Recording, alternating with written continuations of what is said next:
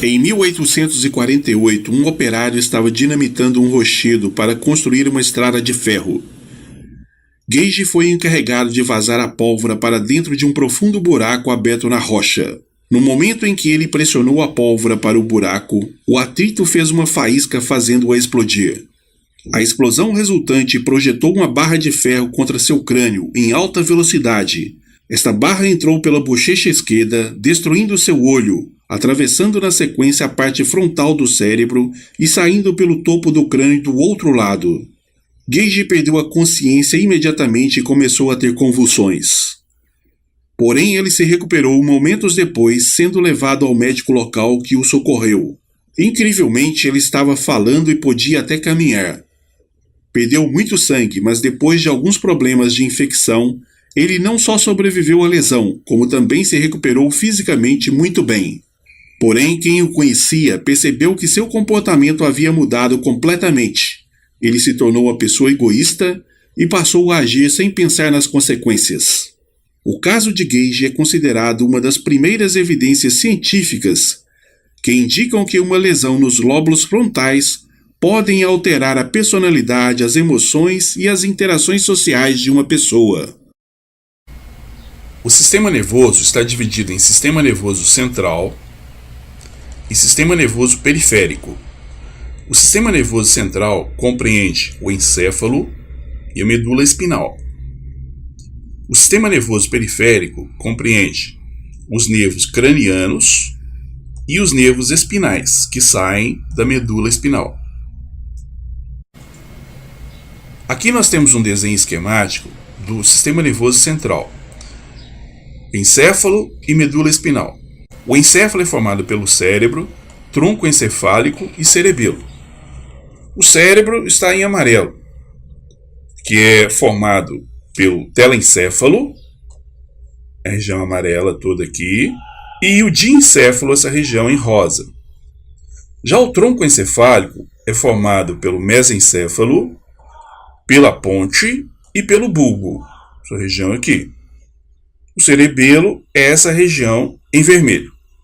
E a medula espinal é essa em azul. Aqui nós temos um outro desenho esquemático mostrando algumas áreas do sistema nervoso central, do encéfalo, né? E quais as suas funções. Então, por exemplo, a área da linguagem, a área da elaboração do pensamento consciente, do raciocínio lógico. Então, quando você está fazendo uma prova, por exemplo, as pessoas costumam colocar a mão, né, nessa região aqui, ó, porque é geralmente a área que mais está ativa nesse momento, né? Então, nessa região que as pessoas colocam a mão durante atividades de raciocínio, né? Aqui nós temos o lobo temporal, a área da audição, a área da fala, da mastigação, da elaboração motora, a área motora, né, que compreende aí a perna, braço, mão, lábios, área sensorial da perna, braço, mão, lábios, língua, boca, a área da salivação, a área da compreensão da língua, né, a área da memória visual e auditiva, a área da visão, né, e aqui o cerebelo, que é a área do motora, uma área da coordenação motora refinada. Então, quem joga bola muito bem, geralmente o cerebelo funciona melhor do que das pessoas que não jogam bola tão bem assim, correto? Então vamos lá. Aqui mostrando a proteção, né, do sistema nervoso central. Então, o sistema nervoso central, como nós já vimos, ele é formado pelo encéfalo e medula espinal. O encéfalo ele está dentro da caixa craniana, dentro do crânio, né, que é resistente. E é revestido pelas meninges. As meninges são 3 membranas, a pia máter, a aracnoide e a dura máter. Essas meninges são banhadas por um líquido que leva nutrientes para o cérebro e células de defesa. Então elas também protegem o cérebro, tá? Elas são muito importantes e dificulta a penetração de substâncias para o cérebro. Mas de vez em quando elas podem sofrer processo de infecção, causando as chamadas meningites, né, que podem ser causadas por vírus ou bactérias, correto? Bom, E a coluna vertebral? A coluna vertebral também é muito resistente e no interior da coluna vertebral, né, ela é revestida também pelas meninges e lá dentro tem o quê? O que passa lá dentro? Lá dentro passa a medula espinal, né, que também faz parte o quê? Faz parte do sistema nervoso central, correto? Muito bem. Aqui nós temos algumas células nervosas, né? A principal célula do sistema nervoso é o neurônio, que nós vamos estudar, mas também tem as células da glia, que tem várias funções, vários tipos de células, né? Micróglia, oligodendrócitos, astrócitos. Bom, essas células aqui para nós não interessam muito no momento. A célula principal do nosso interesse é o neurônio. Como que ele funciona? O neurônio é formado por um corpo celular, né? E aqui partem aqui, ó, os chamados dendritos, que são projeções do corpo do neurônio, né, do corpo celular do neurônio. Esses dendritos capturam estímulos vindos de outros neurônios, né, por onde a informação chega no neurônio. Então essa informação chega no corpo celular, vinda pelos dendritos, né, de várias partes aqui, ó. Aqui essa informação vai ser processada e depois ela segue em direção ao axônio. O axônio é esse filamento maior do neurônio aqui, que é revestido pelas células de Schwann. As células de Schwann vão formar a chamada bainha de mielina, né, uma proteção do axônio. Então, essa bainha de mielina é importante, né, para que os neurônios funcionem de maneira correta. E aí o impulso nervoso chega nas terminações nervosas, terminações axônicas, né? E lá nós vamos ver, então, como que funciona essas terminações nervosas, correto? Então aqui, ó, uma terminação nervosa, né, formando uma chamada sinapse, né? O que é a sinapse? A sinapse é esse espaço aqui que existe entre um neurônio e outro, um neurônio e uma placa motora, né? E ela é muito fina, da ordem de 200 a 300 angstroms, né? Pela sinapse nervosa, né, o impulso nervoso chega aqui até a terminação nervosa, tá? Estimula essas vesículas aqui a liberar os mediadores químicos. Os mediadores químicos, as membranas, as vesículas abrem e os mediadores químicos passam para cá, estimulando então essa outra região aqui, que pode ser um neurônio ou uma placa motora. Então as proteínas receptoras captam esses mediadores químicos, né, e vão o quê? Estimular essa outra célula aqui a desencadear uma determinada reação. Correto? Muito bem. E aqui nós temos a disposição dos neurônios no sistema nervoso central. Observe aqui o encéfalo, né, e aqui um corte da medula espinal. No encéfalo, o corpo dos neurônios ele fica na região periférica, formando a chamada substância cinzenta. E os axônios desses neurônios ficam nas regiões internas do encéfalo aqui, ó, formando a chamada substância branca, que é o contrário, né, na medula espinal. Na medula espinal, a substância branca, ou seja, os axônios, estão na região periférica da medula espinal. Já o corpo dos neurônios estão nas regiões o quê? Internas, né, da medula espinal, formando a substância cinzenta. Beleza? Aqui um neurônio, nós vamos mostrar aqui o sentido, né, do impulso nervoso. Então, recepção do impulso nervoso, sentido de propagação do impulso nervoso, os dendritos, né, o axônio, aqui um axônio polarizado em repouso. Quando ele recebe um estímulo nervoso, ele despolariza, mas logo ele polariza novamente, ou seja, ele fica positivo do lado de fora e negativo do lado de dentro. E então, quando ele recebe um estímulo, né, ocorre o quê? Uma troca, né? Vamos ver de novo. Observe, polarizado, positivo do lado de fora e negativo do lado de dentro. Então recebe o estímulo nervoso, olha lá, né? E depois ele volta para o repouso novamente. Agora nós vamos ver um experimento, né? Onde eu levo alguns choques para mostrar essa despolarização dos neurônios, né, forçada, né, através de descargas elétricas. Observe aí eu sofrendo aqui um pouquinho.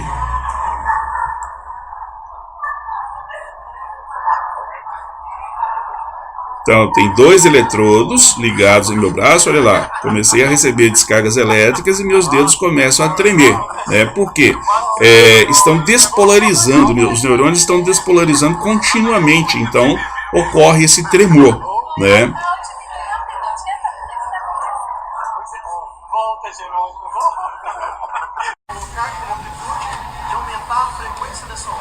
Quando aumenta a frequência da onda, o que vai acontecer? Os neurônios meus não conseguem relaxar mais, ou seja, não conseguem se polarizar novamente. E aí a minha mão entra em tetania, ela vai começar a encolher. Observe aqui, ó, já está encolhendo. Ela está aumentando a frequência da onda, né? E a minha mão começa a contrair. E eu senti dor aqui nesse momento, né? Estou sentindo dor e a mão contraindo. Observe, né? Aqui ela vai aumentar novamente, né? A mão contrai. Eu não consigo abrir a mão. Por quê? Porque os neurônios não conseguem voltar mais ao repouso. Então ocorre uma despolarização total dos neurônios aqui nesse momento, e a mão contrai, ela vai fechar totalmente aqui no caso. Eu não consigo, não perdi totalmente o controle da mão e estou sentindo dor nesse momento, né? Processo de tetania. Aqui um arco-reflexo simples, né? Um experimento que foi feito em sala de aula com um colega nosso. Olha lá, ele leva uma pancadinha ali, ó, e a pena movimenta, né? Vamos ver de novo, olha lá, né? Isso é um estímulo que não depende da vontade dele, né? Vamos ver como que funciona esse arco-reflexo simples. Observe, aqui nós temos um esquema de um arco-reflexo simples com 2 neurônios. Então, ocorre um estímulo aqui, ó, com um martelinho, né? Estimulação do tendão patelar. Aí vem um impulso nervoso por aqui, por esse neurônio sensitivo, tá? E esse neurônio sensitivo passa pela medula espinal, né? E manda a medula espinal, né? Recebe a informação e manda uma resposta pelo neurônio motor até o músculo, fazendo com que a perna se movimente, tá? Então, nesse processo aqui, ele é independente da vontade da pessoa, tá? Então, o que acontece? O impulso sai daqui, né? Vem, passa pela medula espinal, né? A medula espinal manda uma informação para a perna fazer este tipo de movimento aqui, né? Esse impulso nervoso também segue para o cérebro, mas não depende, né?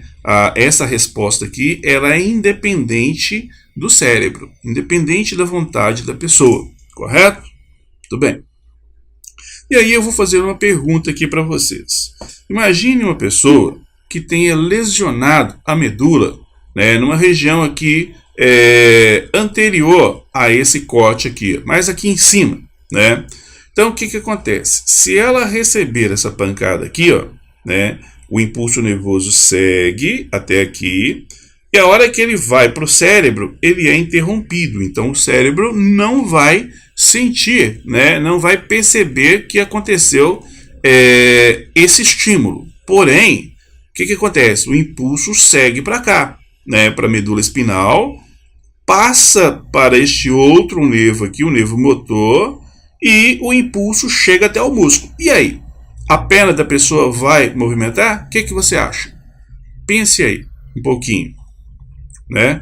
Se não depende da nossa vontade, se esse movimento não depende da nossa vontade, o que vai acontecer?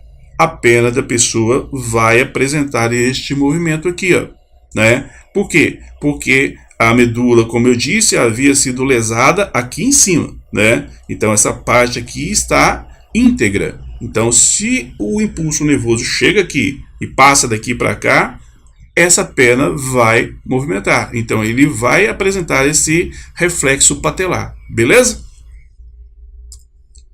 Aqui um reflexo de retirada com 3 neurônios, né? Ou seja, então nós temos aqui, ó, o indivíduo recebe um estímulo aqui de um espinho, por exemplo, na pele, terminações sensitivas da derme, tá? Então ele levou uma espinhada. Aí o que acontece? Essa fibra sensorial, que é uma fibra aferente, né, ela leva o impulso até a medula, né, a medula espinal. E aqui nós temos um neurônio de associação, né? Esse neurônio de associação é estimulado e manda uma informação para essa outra fibra motora aqui, ó, que é um nervo eferente, que chega até o músculo e faz com que esse músculo contraia, retirando o braço dali, né, retirando a mão daquele local onde sofreu o quê? A espetada, correto? Então, este é um esquema de reflexo de retirada, né, com 3 neurônios. O patelar não tem esse neurônio associativo, né, mas este aqui, o de retirada, tem esse neurônio associativo, correto? Tudo bem. Outra coisa, o impulso também segue para o sistema nervoso central, né? Segue para o encéfalo, aliás, né? Então não é apenas na medula espinal, né? A medula espinal também faz parte do sistema nervoso central. Então ele passa por aqui, né? E ocorre a retirada do braço ali, né? Antes mesmo que o cérebro dê uma mensagem e mande retirar, correto? Muito bem. Aqui, né, mostrando um acidente, né, um motoqueiro foi acidentado por um ônibus e os socorristas fazendo o socorro, os primeiros socorros aqui dessa pessoa. Observe, né, o cuidado, né, que é dispensado aqui à vítima. Então a vítima é toda imobilizada, né, eles colocam blocos aqui, ó, imobilizando a região cervical, o pescoço dela, a cabeça, né, e ela está em uma maca de madeira, né, em cima da maca tem uma tábua, tá vendo? Para quê? Para manter o corpo da vítima o mais imobilizado possível. Por quê? Porque se ela lesionou alguma parte da coluna vertebral aqui, né, no transporte, no socorrer a pessoa, se esse transporte for feito de maneira inadequada, os fragmentos da coluna vertebral podem lesionar a medula espinal, causando aí depois o quê? Uma paralisia nessa pessoa. Então, se ela receber um socorro adequado, mesmo que às vezes tenha lesionado a coluna vertebral não vai lesionar o quê? Não vai lesionar a medula espinal. E aí a pessoa não vai ficar paralítica. Então, quando, né, for prestar um socorro a alguém, né, tem que ter esse cuidado. Às vezes é necessário a retirada da pessoa. Tem, por exemplo, um carro que está em vias de explodir, você vai ter que tirar a pessoa de lá, senão ela vai morrer. Aí, nesse caso, né, você vai procurar ter o máximo de cuidado possível para retirar a pessoa de lá, correto? Muito bem. Bom, e aqui nós temos o sistema nervoso autônomo, né, aquele que funciona assim à nossa vontade, né, que coordena várias áreas do nosso corpo. Então, esse sistema nervoso autônomo, ele tem o sistema nervoso autônomo parasimpático e o sistema nervoso autônomo simpático. O sistema nervoso autônomo simpático, né, o mediador químico dele é a chamada noradrenalina, né? Esse sistema nervoso autônomo simpático, ele prepara você para situações de emergência, situações de perigo. Então, né, esses mediadores, a noradrenalina, aqui nós temos a ação dela em vários órgãos do nosso corpo. Então, por exemplo, na pupila dos olhos, o que faz, né? Essa noradrenalina vai dilatar a pupila dos olhos. Com isso, você perde a capacidade de visão à distância, mas amplia a capacidade de visão, né, em um campo maior de visão. Então, abre o campo visual e você consegue enxergar praticamente a 180 graus, né? Você amplia a área de visão próxima a você. A área da salivação é inibida, né? Os brônquios, ocorre o quê? Um relaxamento dos brônquios para facilitar a entrada de oxigênio nos pulmões. Com isso, levar mais oxigênio às células musculares. O coração, observe o que acontece com o coração. O coração é acelerado. Para quê? Para levar nutrientes e oxigênio aos músculos, né? Já o estômago inibe, né, o estômago, a ação do estômago e pâncreas, porque não há necessidade agora de iniciar ou de continuar um processo de digestão, né? Porque o organismo está precisando de energia nos músculos, né? E aí ele vai estimular o fígado a liberar o que é a glicose. Então, libera glicose na corrente sanguínea. Por quê? Porque a glicose nas células vai ser queimada, né, e produzir o que? ATP, né? Por quê? Para a produção de energia para o indivíduo. Então o fígado libera glicose nessas condições.